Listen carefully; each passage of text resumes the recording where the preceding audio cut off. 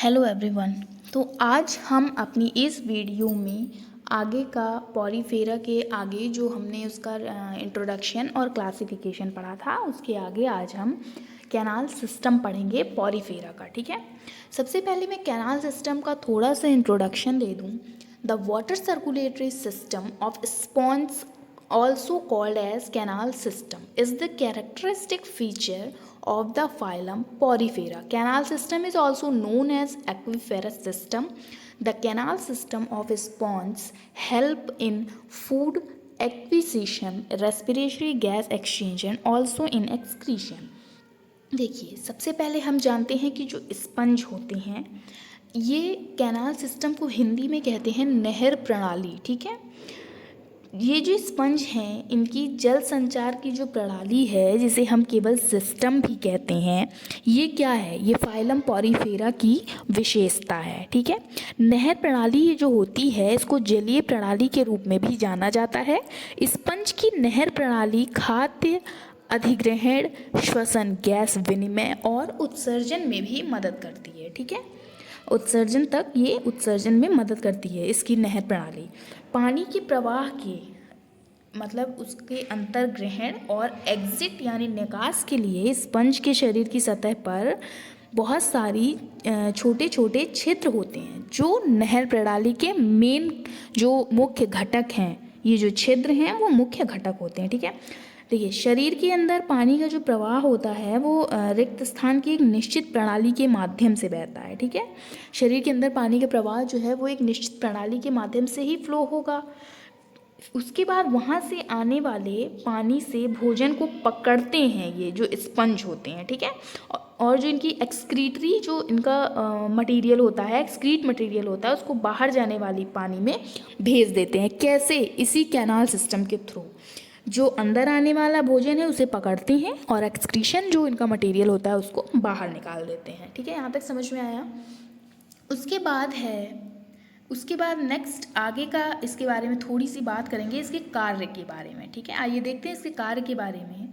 देखिए, फंक्शंस क्या हैं इसके। ठीक है, water current plays the most vital role in the physiology of the sponge. The body wall of the sponge consist of two epithelioid layers, the outer pinacoderm and inner coenoderm. Pinacoderm consists of porocytes cells which bear opening called ostia. ठीक है, coenoderm is composed of coenocytes or collar cells. The coenocytes have collar or microvilli around the flagellum. इन हिंदी अगर मैं इसे समझाऊं तो देखिए, sponge के शरीर में जो स्पंज का शरीर है उसमें जो वाटर फ्लो है वो सबसे मेन रोल निभाता है। ठीक है, most important role is water flow in sponge body. Sponge की शरीर में उनकी जो दीवार होती है उनमें दो परत होती है। ठीक है, एपिथेलॉइड। ठीक है, बाहरी मतलब उसकी शरीर में दो एपिथेलॉइड परत होती है जिसमें से बाहर की जो परत है वो है पिनाकोडर्म। ठीक है, बाहर की परत पिनाकोडर्म है और जो अंदर की है वो क्या है?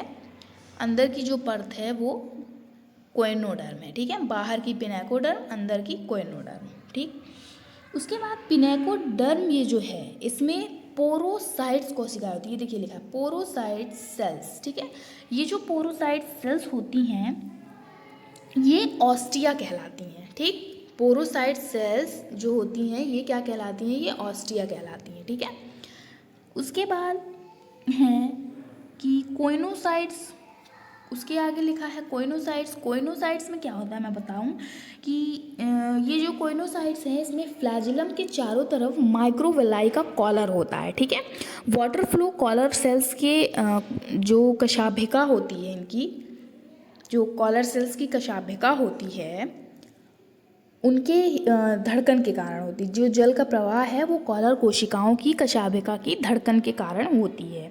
नहर प्रणाली जो है इसके थ्रू स्पंज के शरीर में जो प्रवेश करने वाले जो जल प्रवाह के कार्य हैं वो क्या हैं? देखिए, सबसे पहला है all exchanges between sponge body and external medium are maintained by means of this current। यानी कि स्पंज बॉडी और बाहरी माध्यम के बीच सभी आदान प्रदान इस धारा के माध्यम से बनाए रखते हैं। ठीक है।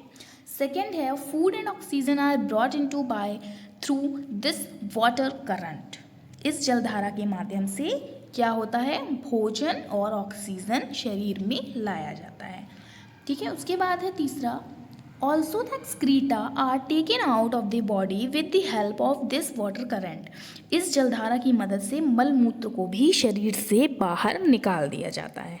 यहाँ तक समझ में आया होगा, आई होप आप सभी को। यहाँ तक का ये स्क्रीनशॉट लिख लीजिए, ये स्क्रीनशॉट ले लीजिए, इसको भी लर्न कर लेंगे, एग्जाम में लिखने में आसानी होगी। ठीक है। उसके आगे देखते हैं हम, अब है टाइप्स ऑफ कैनाल सिस्टम। अब क्या है, टाइप्स ऑफ कैनाल सिस्टम। हमें कैनाल सिस्टम के टाइप्स पढ़ने हैं, कौन कौन से टाइप्स होते हैं। देखिए, different spawns have different arrangement and grades of complexity of internal channels and accordingly the canal system is being divided into the following 3 types. ये 3 टाइप्स में डिवाइड होता है। विभिन्न स्पंजों में आंतरिक चैनलों की अलग अलग व्यवस्था होती है। ठीक है। उसके अनुसार ये जो है 3 प्रकार में डिवाइड है। सबसे फर्स्ट है ascon type of canal system. ठीक है। सबसे फर्स्ट जो है वो है ascon type of canal system. Ascon type of canal system, इसमें क्या होता है, this canal system is the simplest of all the 3। It is found in asconoid type of sponges like Leucosolenia and also in some of the developmental stages of all the syconoid sponges. ये जो नहर प्रणाली है ये तीनों से काफ़ी simple है। 3 जो नहर प्रणाली है उसमें सबसे सिंपल, सबसे आसान ये है। ठीक है। ये ल्यूकोसोलोनिया जैसे एस्कोनॉइड टाइप के स्पंज में और सभी सिकोनॉइड स्पंज के कुछ डेवलपमेंट स्टेज में पाया जाता है। ठीक है। कुछ ल्यूकोसोलोनिया और कुछ साइकोनॉइड, कुछ ल्यूकोसोलोनिया और कुछ साइकोनॉइड, तो इसके डेवलपमेंटल स्टेज में ये पाया जाता है। एस्कोनॉइड प्रकार के द बॉडी सरफेस का मतलब ये नीचे वाले का देखेंगे कि the body surface of the asconoid type of sponges is pierced by a large number of minute openings called as incurrent pores of ostia। यानी कि एस्कोनॉइड प्रकार के जो स्पंज हैं इनकी शरीर की सतह को बड़ी संख्या में मिनट के उद्घाटन से छेदा जाता है, जिसे इनकरेंट पोर्स या ओस्टिया कहते हैं। मतलब जो इन पर छोटे छोटे से पोर्स होते हैं उसे हम ओस्टिया कहते हैं। ठीक है। ये पोर्स ट्यूब के अंदर इंट्रासेलुलर स्पेस होते हैं। देखिए, these pores are intracellular spaces within the tube like cells called porocytes. ठीक है।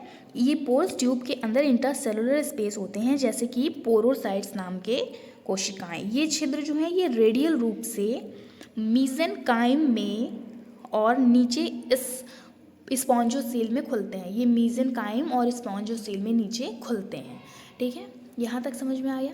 इसके आगे देखिए, The body surface of the asconoid types of sponge is pierced by a large number of minute is called incurrent pores ostia। यहाँ तक पढ़ लिया था हमने। उसके बाद ये है, the spongiocele is the single largest spacious cavity in the body of the sponge। The spongiocele is lined by flattened collar cells और coenocytes। तो इस स्पॉन्जोसील जो है स्पंज में शरीर में सबसे बड़ी विशाल गुहा है इसकी। ठीक है। स्पॉन्जोशील को चपटी कॉलर कोशिकाओं या कोइनोसाइट्स के द्वारा इसको लाइन वाइज यानी कि पंक्तिबद्ध करते हैं। स्पॉन्जोशील संकीर्ण वृत्ताकार उद्घाटन के माध्यम से बाहर खुलता है जिसे ऑस्क्यूलम कहते हैं। ये बाहर के छोर पर होता है। ठीक है। बाहर का जो छोर है उस पर ये प्लेस्ड होता है। यह बड़े मोनेक्सन स्पिक्यूल्स से घिरा हुआ होता है। आसपास का समुद्री जल the surrounding sea water enters the canal system through the ostia। The flow of the water maintained by the beating of the flagella of the collar cells। यानी कि आसपास का समुद्री जल ऑस्ट्रिया के माध्यम से नहर प्रणाली में प्रवेश करता है। कॉलर कोशिकाओं की कशाभिका की धड़कन से पानी का प्रवाह बना रहता है। जल प्रवाह की दर धीमी हो जाती है क्योंकि बड़े स्पॉन्जोशील में बहुत ज़्यादा इसमें पानी होता है। ठीक है। जो मतलब आसपास का समुद्री जल है वो ऑस्टिया के थ्रू अंदर इनके कैनाल सिस्टम में एंटर करता है और जो ये कॉलर सेल्स हैं इसमें उनकी कशाभिका की धड़कन से यानी उनके बीट से पानी का जो फ्लो है वो इनमें बना रहता है। ठीक। डायग्राम देख लीजिए, ये देखिए, ये डायग्राम है आपका एस्कॉन टाइप के कैनाल सिस्टम का। देखिए इसमें आउटगोइंग वाटर है, पानी यहाँ से बाहर जा रहा है, ठीक है, ये इसका ऑस्क्यूलम है। उसके बाद ये जो बीच की हैं ये क्या है, स्पॉन्जोसील है। इसकी बीट से ही ये क्या होती हैं, बाहर को जाता है जो पानी है, और इसका जो पानी का फ्लो है वो बना रहता है। उसके बाद स्पॉन्जोसील, पिनाकोडर्म, मेसेनकाइम, कोइनोडर्म, ये सभी कोशिकाएं इनके अंदर पाई जाती हैं, ठीक है। और यहाँ से क्या है, ये इनग्रेसिंग वाटर है, यानी जो पानी अंदर जाता है ऑस्टिया के थ्रू, ठीक है, जिससे जल प्रवाह बना रहता है। यही इसी ऑस्टिया के थ्रू जो जल है वो इसमें अंदर प्रवेश करता है और यहाँ से बाहर निकल जाता है ऑस्क्यूलम के थ्रू, ठीक है। यहाँ तक समझ में आया, ये स्पॉन टाइप कैनाल सिस्टम है, ठीक। इसका भी स्क्रीनशॉट ले लीजिए, ठीक है, इसका सभी का स्क्रीनशॉट ले लीजिए इस डायग्राम का, ओके। उसके बाद आगे देखते हैं नेक्स्ट क्या है। नेक्स्ट जो टाइप है ल्यूकन टाइप कैनाल सिस्टम है, ठीक है। This type of canal system, इस टाइप की जो कैनाल सिस्टम है ये due to further folding of body wall of the sycon type of canal system, this canal system is the characteristic of the leuconoid type of sponge like spongilla। यहाँ इसको मैं समझाती हूँ कैसे है। देखो ये जो ल्यूकॉन है, ठीक है, इस प्रकार का जो कैनाल सिस्टम है ये साइकोन टाइप की कैनाल सिस्टम की बॉडी के वॉल पर अधिक तह के कारण होता है, समझे। ये इस टाइप का जो कैनाल सिस्टम है इसमें क्या होता है, फर्दर फोल्डिंग, यानी बहुत ज़्यादा फोल्डिंग होती है बॉडी वॉल की, ठीक है, उसके कारण ये होता है। ये जो नहर प्रणाली यानी ये जो कैनाल सिस्टम है ये स्पॉन्जिला जैसे ल्यूकोनॉइड टाइप के स्पॉन्ज की विशेषता है, उसकी स्पेशलिटी है। इस प्रकार में जो कैनाल सिस्टम है, कैनाल जो नहर प्रणाली है उसकी जटिलता के कारण रेडियल समरूपता इसकी खो जाती है, ठीक है। Irregular radial symmetry is lost due to the complexity of canal system. Radial symmetry is lost due to the complexity of canal system and this result is an irregular symmetry। इस type के जो canal हैं इसमें क्या होता है, इसकी radial समरूपता खो जाती है और इसके परिणाम स्वरूप अनियमित समरूपता होती है, ठीक। नीचे का है the flagellated chambers are. Flagellated chamber जो है हिंदी में कहते हैं ध्वजा अंकित कक्ष, ठीक है। बहुत हिंदी जो है इसमें वाकई में बहुत टफ है, आप इंग्लिश में पढ़िए, इंग्लिश की जो वर्डिंग है वो काफ़ी इजी है, ठीक है, हिंदी से ज़्यादा बेटर है। फिर मैं हिंदी में समझा देती हूँ कि आप लोगों को समझने में आसानी हो। लिखना आपको वहाँ इंग्लिश में है, इंग्लिश की स्पीड भी अच्छी होती है और इंग्लिश जल्दी जल्दी से लिख भी पाते हैं हम। एमएससी को हिंदी में कोई नहीं पढ़ सकता, इंग्लिश ही ज़्यादा है इसका हिंदी ट्रांसलेट करके पढ़ाना थोड़ा सा मुश्किल भी है, बट मैं करती हूँ कि आप सभी को समझ में आ जाए, ठीक है। तो flagellated chambers are small compare to that of one asconoid and syconoid type. देखिए ये जो फ्लैजिलेटेड चैम्बर होते हैं ये एस्कोनॉइड और सिकोनॉइड टाइप की कंपैरिजन में होते हैं। ये जो कक्ष हैं कोइनोसाइड द्वारा ये लाइन वाइज यानी कि पंक्तिबद्ध होते हैं और इनका जो शेप है वो स्फेरिकल होता है यानी राउंडेड होता है। अन्य सभी रिक्त स्थान जैसे कि पिनाको ऑल अदर स्पेसेस, देखिए all other spaces are line by pinacocytes, मतलब अन्य जो खाली जगह हैं जो रिक्त स्थान हैं उसमें उनमें क्या होता है, उनमें पिनोकोसाइड्स होते हैं। समवर्ती नहरें the incurrent canals, it means समवर्ती नहरें प्रोसोपाइल्स के थ्रू ये उसमें फ्लैजिलेटेड चैम्बर्स में खुलती हैं, ठीक है। ये जो फ्लैजिलेटेड चैम्बर है ये अपोपाइल, ये देखिए these flagellated chambers is in turn communicate with the excurrent canals through apopiles, ठीक है।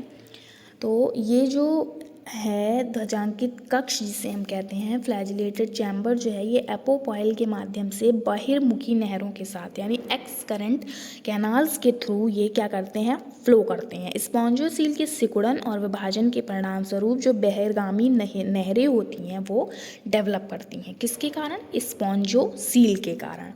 और एस्कोनॉइड और साइकोनॉइड टाइप्स की जो कैनाल सिस्टम है ये मौजूदा बड़ा और विशाल स्पॉन्जोसील यहाँ पे अनुपस्थित होता है। यहाँ तक समझ में आया। ल्यूकॉन टाइप का डायग्राम देख लीजिए इसका, देखिए ये है ल्यूकॉन टाइप का डायग्राम। इसमें भी देखिए इसमें और उसमें डिफरेंस है, ठीक है। आप वो डायग्राम देखिए, ये डायग्राम देखिए, उसमें डिफरेंस है। इसमें भी इतना इसमें मतलब जो सेम है क्या है, आउटगोइंग वाटर जो है वो ऑस्कुलम के थ्रू बाहर गया, इनग्रेसिंग वाटर आया ऑस्टिया के थ्रू अंदर। बट ये जो कोशिकाएं हैं इनमें आप डिफरेंस देख सकते हैं। साइकन टाइप में और ल्यूकॉन टाइप में, दोनों में देख सकते हैं आप। बाकी ऑस्कुलम है, डर्मल ऑस्टिया है, इनकरेंट कैनाल है, इसमें प्रोसोपाइल है, हर एक चीज़ का डायग्राम है इसमें। इस डायग्राम को बना लीजिए या फिर इसको अच्छे से लर्न कर लीजिए, ये डायग्राम इम्पॉर्टेंट है, ठीक है। यहाँ तक समझ गए? इस डायग्राम का स्क्रीनशॉट ले लीजिए सभी, ठीक है। आगे का देखते हैं। उसके बाद लास्ट देखिए, लास्ट में ये तीन जो है टाइप्स हैं, ये यूरिपाइलस टाइप है, एफोडल है और डिस्प्लोडल है। सॉरी कट गया ये, डिस्प्लोडल है, एफोडल है और यूरिपाइलस टाइप है, ठीक है। तो इसको थोड़ा सा पढ़ते हैं, क्या है ये क्या है, ये इसकी नहर प्रणाली के डेवलपमेंट पैटर्न में है, ठीक है। वो क्या था, डेवलपमेंट स्टेज में था वो जो थे, और ये क्या है, ये डेवलपमेंट पैटर्न में ये ग्रेड हैं, ठीक है। तो सबसे पहले यूरिपाइल्स है। यूरिपाइल्स में देखिए, ये ल्यूकोनॉइड टाइप की, ल्यूकोनॉइड कैनाल सिस्टम का टाइप है, ठीक है। और इसमें क्या होता है, इसमें जो है, जो फ्लैजिलेटेड चैम्बर है, ये पोर्स के माध्यम से directly communicate with the excurrent canal through broad aperture called apopyles, ठीक है। ये इन छोटे छोटे छिद्रों के माध्यम से बाहर की नहर, जो बाहर का कैनाल है, उसके साथ सीधे संचार करते हैं। इनका जो सीधा कनेक्ट होते हैं, किससे, जिससे ये एक्सकरेंट कैनाल से कनेक्ट होते हैं ब्रॉड अपर्चर के थ्रू, जिसे हम क्या कहते हैं, एपोपाइल्स, ठीक है। इसका एग्जाम्पल है प्लैकेना, ठीक है। उसके बाद है एफोडल टाइप देख लीजिए। In this type of canal system, इस टाइप के कैनाल सिस्टम में जो एपोपाइल्स हैं, drawn out as a narrow canal called aphodus. इस प्रकार की नहर प्रणाली में एपोफाइल्स को एक संकीर्ण नहर के रूप में खींचा जाता है, ठीक है। संकीर्ण नहर, संकीर्ण मीन्स नैरो मीन्स पतली। वहाँ देखिए, वहाँ पे चौड़ी थी, ठीक है, वहाँ पे चौड़ी थी, ठीक है। आज और यहाँ पर क्या है, ये नैरो है, यानी कि ये दो है थोड़ी सी कंजेस्टेड है। इसका एग्जांपल है जियोडिया, ठीक है। उसके बाद है diplodal type. In some types of sponge, कुछ टाइप के स्पॉन्ज में along with aphodus another narrow tube called prosodus. देखिए, कुछ स्पंजों में एफोडस के साथ साथ प्रोसोडस नाम का एक संकीर्ण ट्यूब होता है, जो इनकरेंट कैनाल और फ्लैजिलेटेड चैम्बर के बीच में होता है। ये जो व्यवस्था है, ये क्या है, ये द्विगुणित, यानी this arrangement gives rise to diplodal type of canal system. ये द्विगुणित प्रकार की नहर प्रणाली को जन्म देती है। इसका जो एग्जाम्पल है वो है स्पॉन्जिला, ठीक है। इसका एग्जाम्पल है आपके लिए स्पॉन्जिला। इन सब चीज़ों का, स्पॉन्जिला का और क्या कहते हैं उसका, साइकन का, इन सब चीज़ों का डायग्राम मैंने पहली वाली वीडियो में दिखाई है। अगर आपको इसका मतलब क्लासिफिकेशन और इंट्रोडक्शन पढ़ना है आपको पॉरीफेरा के स्पंज का, इसके एग्जाम्पल जो हैं, जो इनके जानवर हैं उनका, तो आप इससे पहली वाली वीडियो देख सकते हैं, ठीक है। इसके आगे का जो रिप्रोडक्शन है पॉरीफेरा में, जो रिप्रोडक्शन है उसको आगे की वीडियो में बताएंगे। यहाँ तक का आपको समझ में आ गया होगा। आई होप आप एक एक चीज़ का स्क्रीनशॉट लेके समझिए। और एक चीज़ याद रखिए कि हिंदी में एमएससी की ये जो हैं, इन्हें समझना मुश्किल है। आप इसको इंग्लिश में जितना अच्छे से याद करेंगे उतना आपके लिए बहुत ही ज़्यादा अच्छा रहेगा, ठीक है। वीडियो अच्छी लगी हो तो प्लीज़ लाइक और शेयर कीजिए, मेरे चैनल को सब्सक्राइब कर दीजिए और जुड़े रहिए हमारे चैनल बिल्डिंग विद बायोलॉजी के साथ। Thank you.